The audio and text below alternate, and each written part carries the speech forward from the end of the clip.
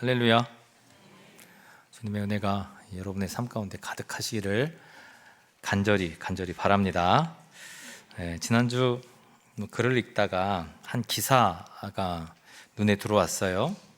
통계청 발표라고 하는데, 저는 이런 걸 좋아해요. 통계 발표 이런 거 좋아하는데요. 보니까 이런 내용이더라고요. 50대 이상 구직자에 대한 내용이에요. 그러니까 100년, 요즘에 100년 인생이라고 하니까, 근데 은퇴가 빠르잖아요. 그래서 한 50대 정도면 큰 회사 같은 경우는 이제 은퇴할 나이에도 그 전부터도 은퇴를 준비하더라고요, 요즘에는. 그러니까 은퇴 이후에 또 뭐 해야 되나, 제2의 인생이 있는데 그 인생은 어떻게 설계해야 되나, 또 많은 고민들이 있는 것 같더라고요.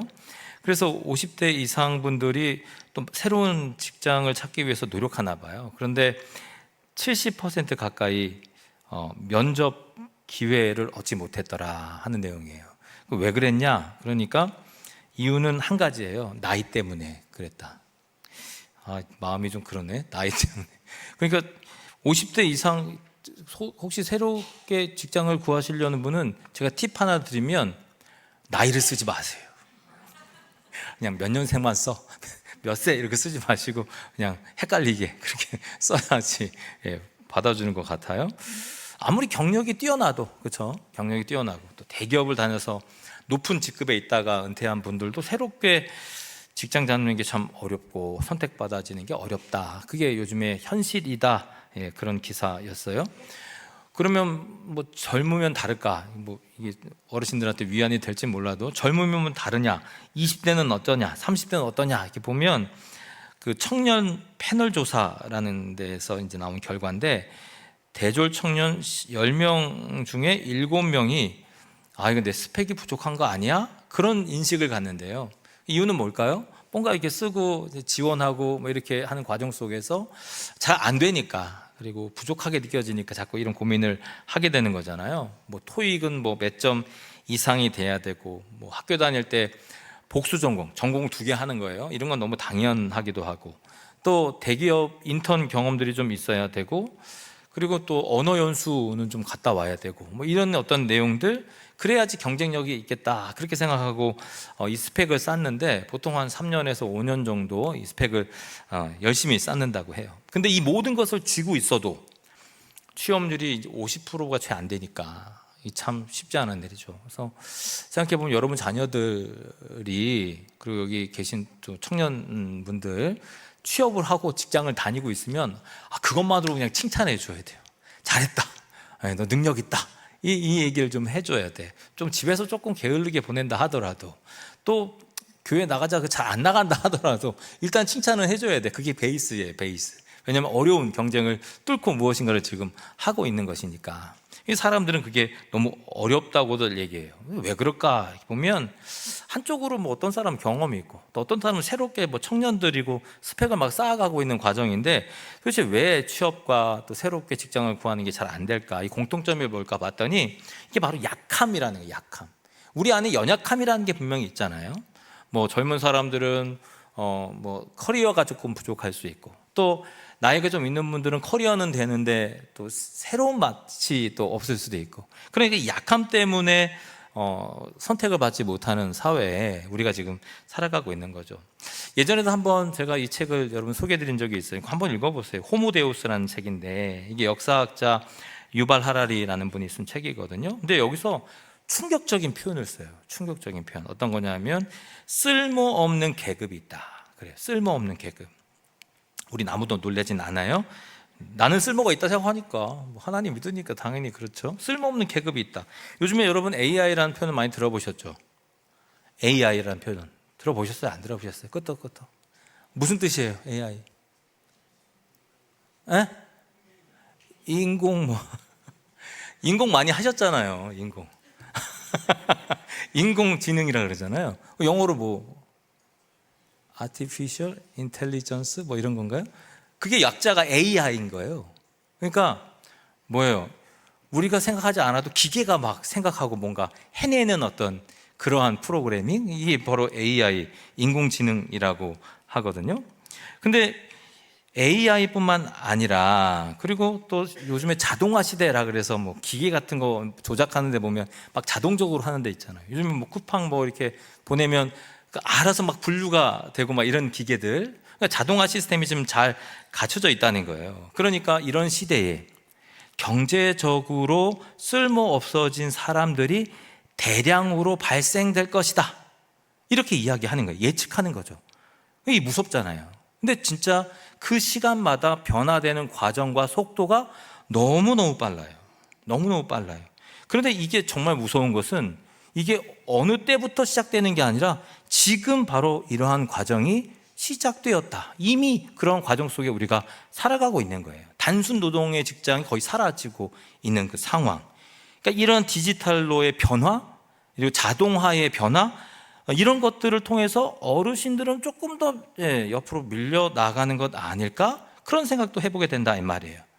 AI 같은 것이 단순 업무를 하는 젊은이들도 밀어내고 있으니까 우리가 다시 취업하려고 하는 어르신들이 갈 곳이 그렇게 넓은 문이 아니라는 거죠. 그래서 요즘에는 미래를 대처하는 그런 능력, 빨리빨리 받아들이는 그런 능력이 있어야 살아남게 되거든요. 능력이 없으면 말처럼 쓸모없는 useless class, 쓸모없는 사람이 되어버리는 현실이에요. 이거 어버이 주일인데 이 말 해도 되나 싶을 정도로 좀 안타까운 현실이거든요. 부모님들 한번 생각해 보세요. 여러분, 우리 부모님들 세대 가만 보면 요즘에는 가만히 있어도 약자로 가는 것 같아요. 가만히 있어도 소위 디지털 약자라고 표현하더라고. 그러니까 뭔가 기계를 다루는 게 익숙하지 않은 거예요. 새로운 기계들.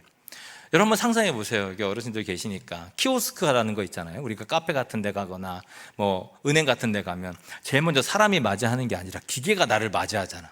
사람들은 뭔가 만드느라고 바빠. 나를 돌봐줄 수 있는 시간적 여유가 없어요. 그러니까 나는 기계하고 대화해야 돼. 근데 기계하고 대화하는 게 여러분 쉬워요, 어려워요? 쉬워요? 역시 우리들은 신성 커뮤니티 처치니까 쉽지. 근데 어렵다는 거예요. 그게 너무 어려워요. 스마트폰 사용도 어렵고 키오스크 앞에서 좀 당황하고, 특히 은행 업무 어르신들 진짜 힘들겠다 싶어요. 사람이 없으니까, 창구가 없으니까 혼자서 뭔가 해야 되잖아요. 그러니까 이 점점 사람이 줄어가는 상황, 그리고 기계가 늘어나는 그 상황 속에서 어른들은 그냥 가만히 있어도 사회적 약자로 전락하게 되는 거죠. 예전에 한 방송을 제가 봤는데 70대 어르신들에게 카페에서 키오스크를 한번 주문해봐라, 이렇게 시험하는 그런 장면이 나왔거든요. 10명 중에 몇 명이 성공했을까요? 그냥 나를 생각하면 돼요. 몇 명 성공해요? 여러분, 쉬워요, 어려워요? 한번 1층 가서 훈련을 좀 해보세요. 1층에 우리 키오스크 있으니까 훈련해볼 수 있어요. 10명 중에 8명이 실패했다. 그러니까 몇 명만 성공한 거예요? 2명만. 그러니까 어르신들이 키오스크 앞에서 당황하는 거예요. 어떻게 할지를 몰라요. 사람이 뭔가 대화하고 살근하게 뭔가 인도해 줘야 되는데 그냥 누르라고만 얘기하니까 결제 방법을 찾을 수가 없어. 돈은 많은데, 우린 돈은 있잖아. 근데 그 돈을 쓸 수가 없어. 너무 안타까운 현실이잖아요. 근데 여러분, 그게 어르신들만 얘기는 아니더라고요. 저도 이런 경험이 있어요. 사실 사회에서 제 나이 정도 되면 그래도 저는 이제 카드만 주고 누군가가 다 결제해서 음식을 갖다 주고 이런 정도는 좀 되잖아요. 물론 가끔 가끔 그렇거든요. 가끔 그러면요 쉽게 뭐 음식을 먹고 뭐 이렇게 대화하고 하는데, 가끔 이제 제가 할 때가 있잖아요. 와, 그런데 어디다 카드를 넣어야 되는 것부터 뭘 넣어야 되냐, 이게 막 헷갈려요. 근데 저 혼자 있으면 괜찮아. 뒤에 누군가 서 있잖아요. 없나 보다. 나 먹을 게 없나 봐. 맛없나 보다. 그냥 가버리는 거죠. 왜냐하면 그거 뒤에 누가 기다리는데 빨리빨리 누르기가 너무 어렵잖아요. 손이 떨려서 주문 제대로 할 수가 없다니까요. 쉽지 않은 시대에 우리가 살아가요. 제가 그렇게 된 거죠. 근데 젊은이들도 다르지 않아요. 이 친구들도 물어요. 가끔 목사님 불안하다고. 왜 불안하냐? 그럼 요즘에 AI 뭐 문서 파일 만드는 거 이렇게 보면 정말 자기보다 훨씬 더 잘 만든대, 문서들. 그러니까 앞으로 내가 필요할까? 이런 고민을 한다는 거예요. 그래서 제가 뭐라 그랬게요? 나도 그래. 누군가 막 대신 설교해 줄 것 같아. 설교만 쫙 만들어가지고 누군가 막 대신 오늘 목사님 오늘 쉬어도 괜찮아요. 제가 한번 할게요. 뭐 이럴 수 있을 것 같아. 나도 불안하다. 나도 불안해. 근데 진짜로 이 맥킨지 보고서, AI에 대한 관계된 보고서에 따르면 2030년까지, 앞으로 몇 년 안 남았어요. 2030년까지 전체 직업의 30%가 자동화가 된다니까. 30%는 이 일손을 멈추게 되는 거죠. 게다가 요즘에 고용시장을 보면 외국인들이 많이 그 자리를 또 차지하기도 하고, 그러니까 야, 이거 어떡하냐? 그러니까 마음이요 점점 쪼그라들어요. 단순 업무하는 그런 분들 거의 대부분인데 그런 분들의 일자리가 사라져간다 이 말이에요. 마음이 쪼그라들고. 그래서 우리가 종종 예바다에 이해하면 우울증의 환자가 점점 높아진다 뭐 그런 얘기 많이 하잖아요. 그 실제거든요. 110만 명 정도 우울증 환자라고 하니까 그 중에 비율이 20대가 높고 50대 이상이 높대요. 그러니까 많이 마음이 쪼그라드니까 마음이 병들어 가고 있는 거죠. 근데 성도 여러분, 이 교회도 마찬가지예요. 교회든 다르지 않아요. 세상 속에 있으니까 같죠. 은혜를 이야기할 때 보면 다 드러나거든요. 뭐가 우리에게 은혜입니까? 우리 자녀가 잘 되면 은혜잖아요. 그리고 우리 아이가 뭐 또 아이를 생산하고 뭐 이러면 또 그게 은혜고, 막 이게 다 잘 되면 뭔가 능력이 있어 보고 사업이 잘 되고 뭔가 형통하게 되면 우리가 은혜라고 얘기하잖아. 근데 잘 안 되면 어때요? 숨기고 싶어 하잖아요. 뭔가 이야기하지 않고 그것을 은혜라고 이야기하지 않아요. 제가 실상 교회에 와서 섬기면서 제일 많이 해본 것들이 뭐 결혼식도 있겠지만 개업 예배 이런 거 참 많이 하거든요. 근데 폐업 예배는 단 한 번도 해본 적이 없어요. 그건 은혜가 안 되나 봐. 개업할 때는 은혜가 되는데 폐업할 때는 은혜가 안 돼. 그건 하나님의 인도하심이 아니라 마치 실패한 것 같은 그런 생각을 하는 것 같아요. 그러니까 부끄러운 것은 남한테 드러내기가 어려운 상황. 지금 우리 상황이 그렇단 말입니다.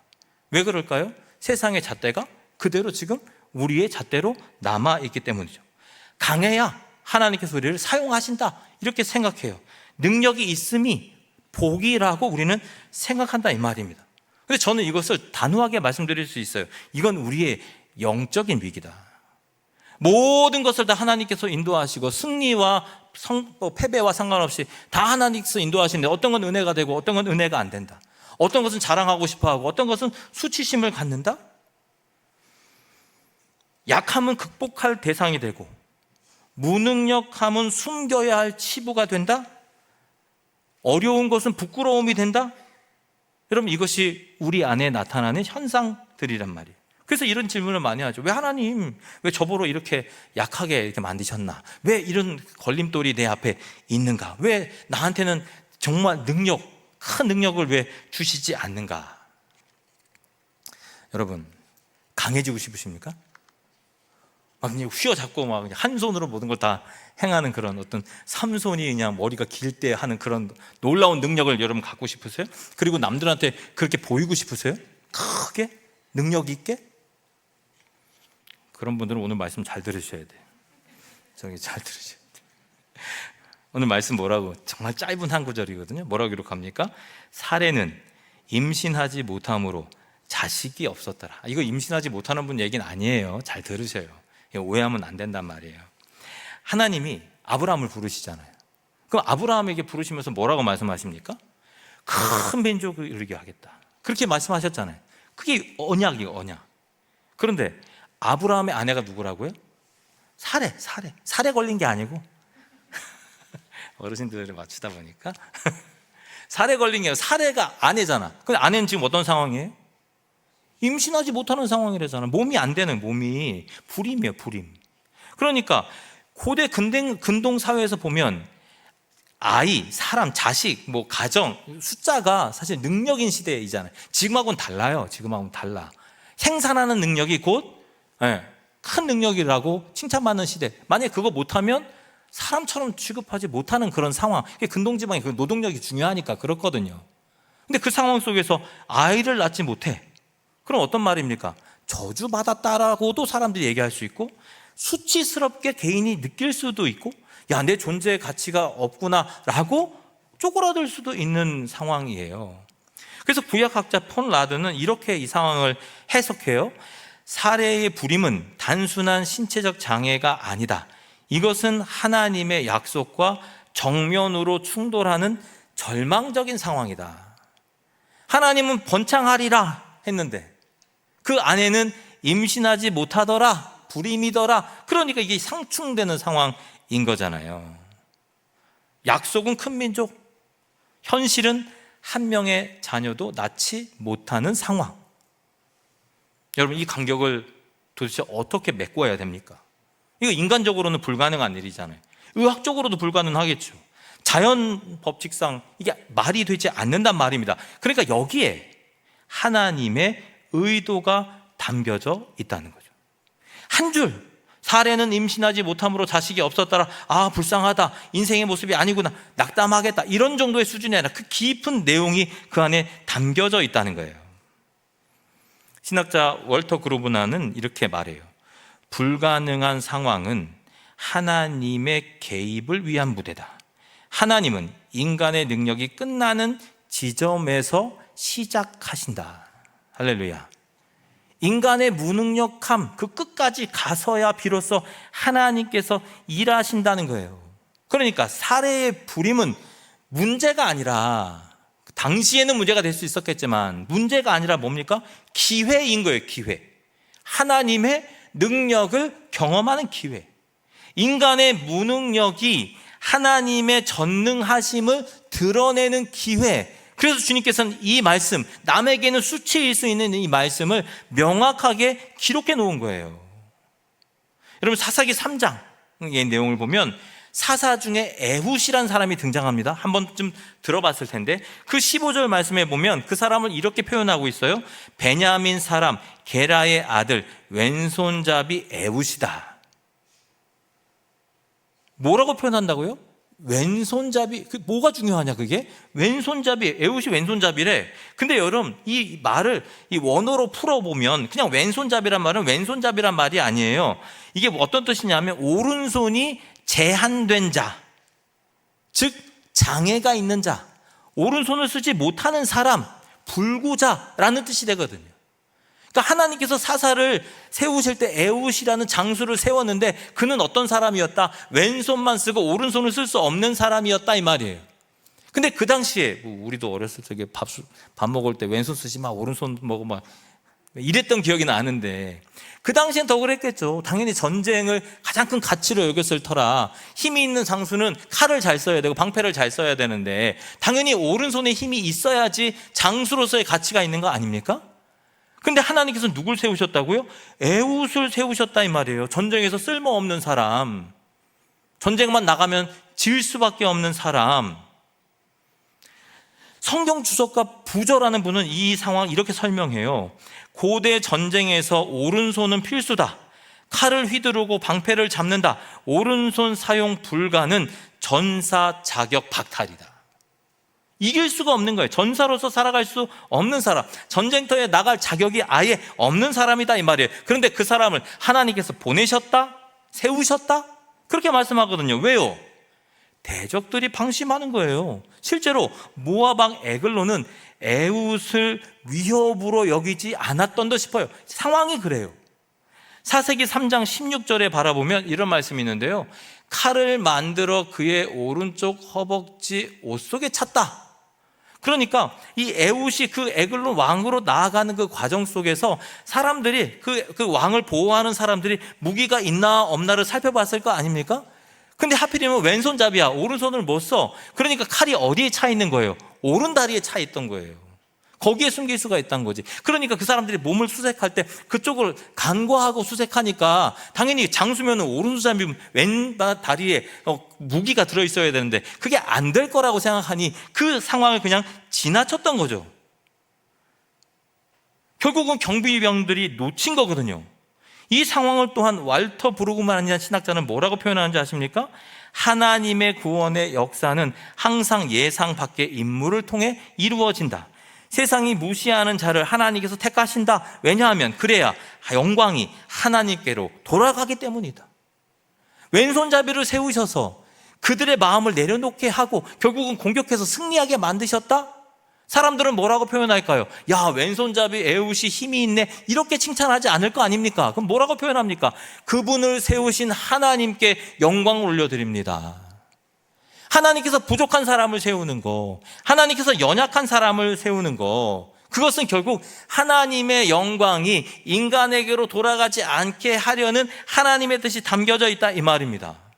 사람은 교만하면 죽어요. 하나님께서 친단 말입니다. 그러니까 하나님은 그 민족을 살리시기 위해서 에훗이라는 사람을 쓰셨고, 그 에훗도 정상적인 인간이라고 볼 수 없는지라 하나님께서 그를 세우셨을 때 많은 사람들이 염려했지만, 그럼에도 불구하고 그가 전쟁에서 승리했을 때 많은 사람들은 에훗을 칭찬하는 게 아니라 하나님을 칭찬하고 주님께서 모든 일을 하셨다, 그렇게 고백하도록 주님께서 이 모든 상황을 설계하신 거예요.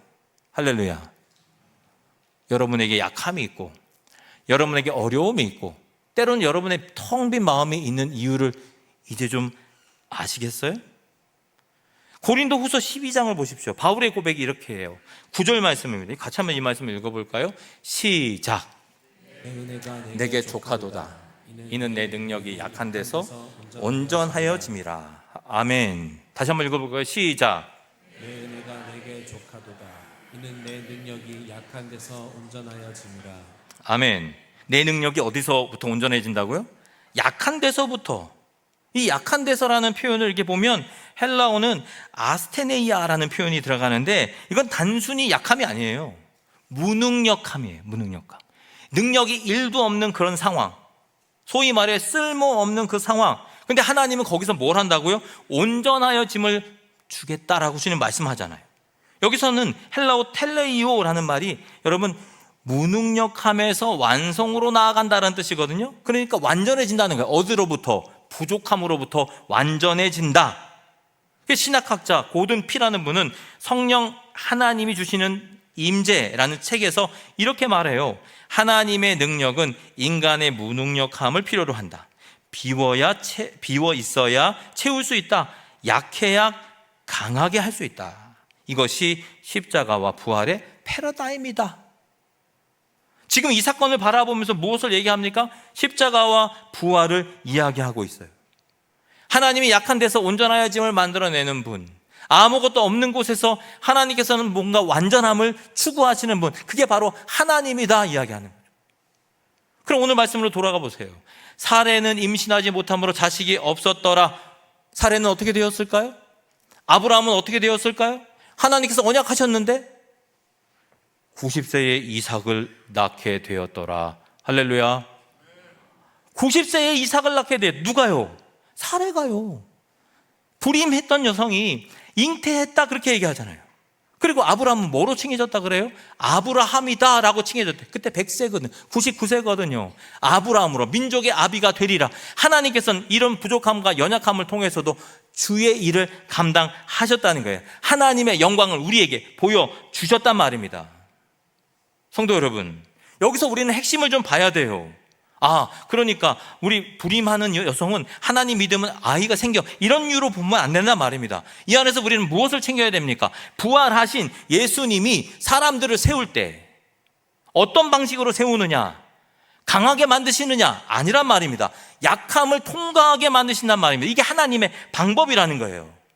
능력을 주어주지 않으십니다. 무능력 속에서 하나님의 능력을 경험하게 만드시는 것이 하나님의 방식이라 이 말입니다. 약함을 통과하게 하시고 무능력한 속에서도 하나님의 능력을 경험하게 하시는 것, 왜 그렇습니까? 그렇게 하지 않으면 사람은 교만해서 죽어버리기 때문이에요. 사람은 교만하면 죽어요. 하나님은 절대로 가만 놔두지 않으신단 말입니다. 심판하세요.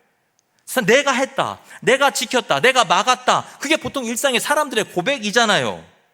부활을 능력이라고 우리가 여기는 이유가 뭡니까? 죽음에서 생명이 나왔기 때문에, 무능력하면서 능력을 보여주셨기 때문에 우리는 부활의 감격이라고 이야기하고 부활은 능력이라고 고백하고 살아가지 않습니까? 근데 우리의 삶 속에서는 왜 항상 내가 했다, 내 위주로 돌아가냐 이 말입니다. 사례는 임신하지 못했지만 주님께서 일하셔서 그 일을 행하셨다라고 한다는 건 결국 우리의 부족함과 우리의 연약함과 우리의 비어있는 것을 하나님의 능력으로 채우신다. 그게 바로 부활의 능력이고 부활의 역사다. 십자가 없는 부활은 없습니다. 부활 없는 십자가도 의미가 없어요. 부활이 무엇입니까?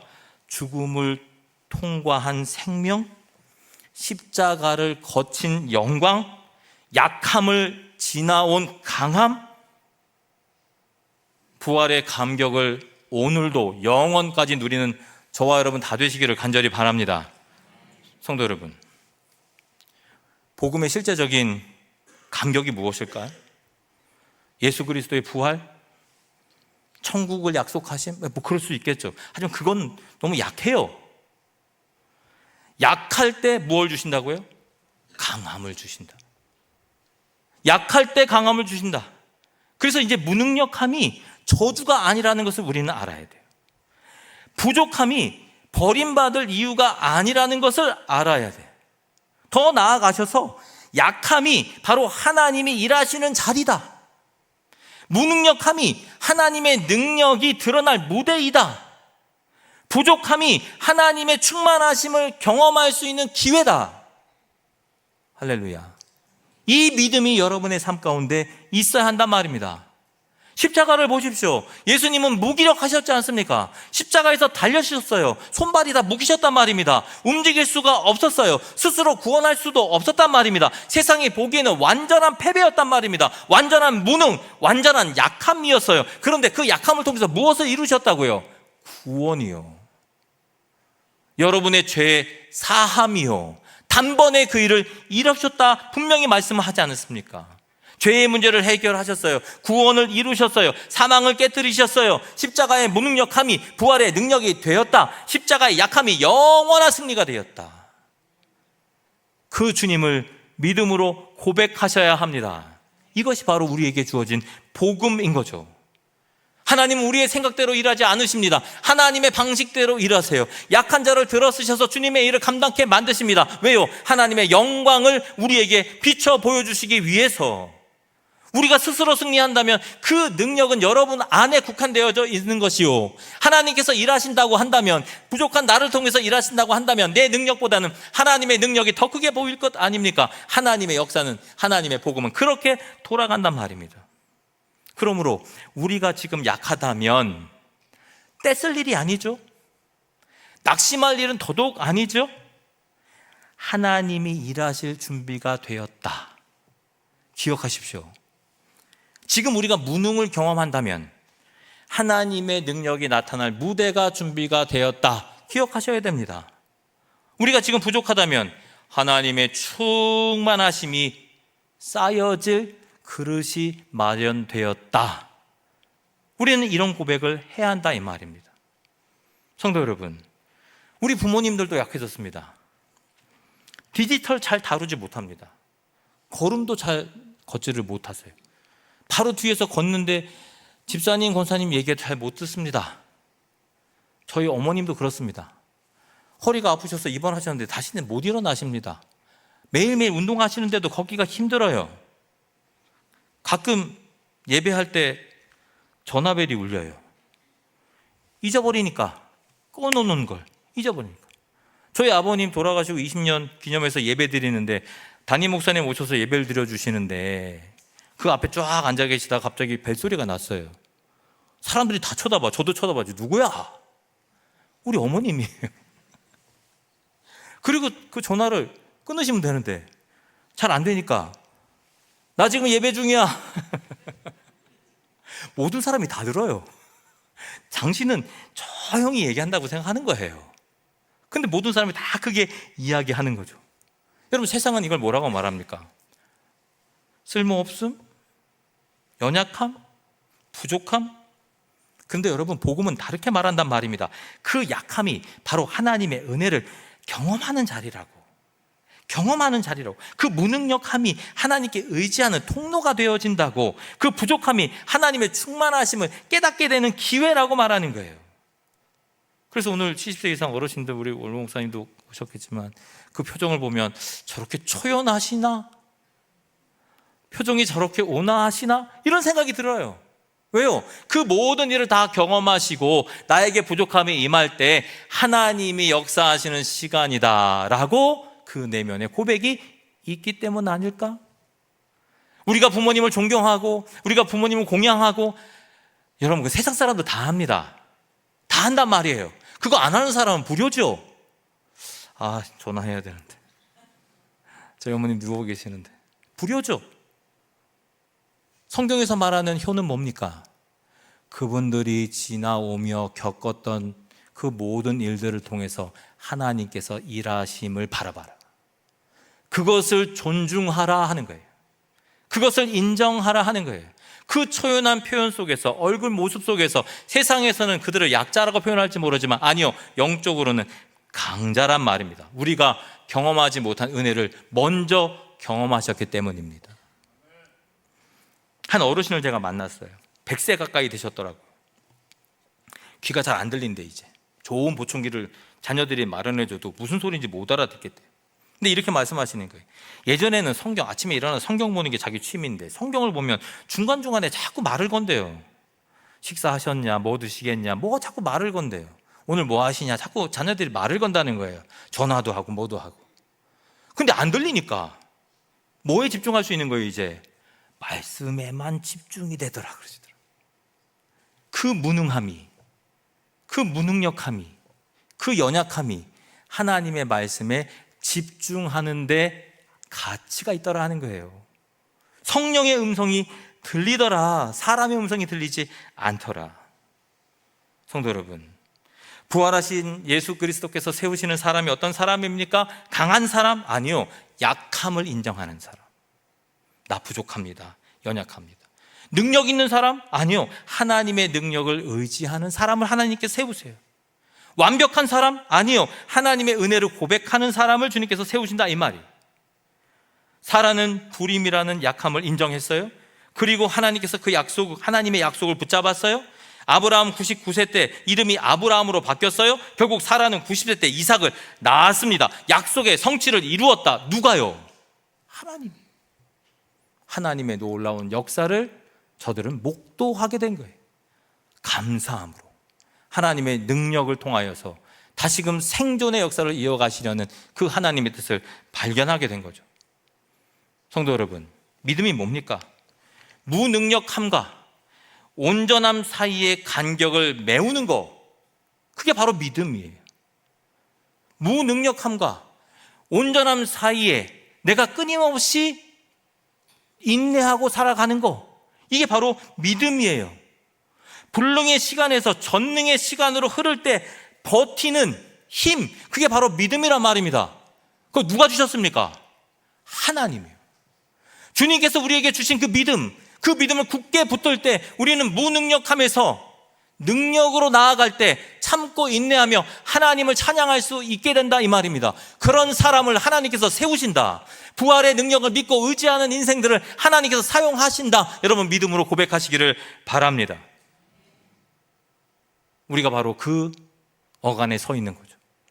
주님께서 우리를 붙드시고 인도하심에 비록 여전히 부족하고 여전히 연약한 모습으로 우리는 살아가지만 하나님께서 이 공동체를 통해서도, 여러분 삶을 통해서도 하나님의 능력을 부어주실 때 우리가 상상할 수 없는 완벽함과 완전함과 전능함을 경험하게 될 줄을 믿습니다.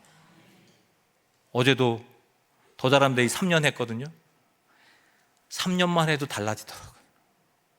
표정이 바뀌고 참여하는 아이들의 수도 늘고 하는 일도 잘하고 10년 가면 어떻게 될까?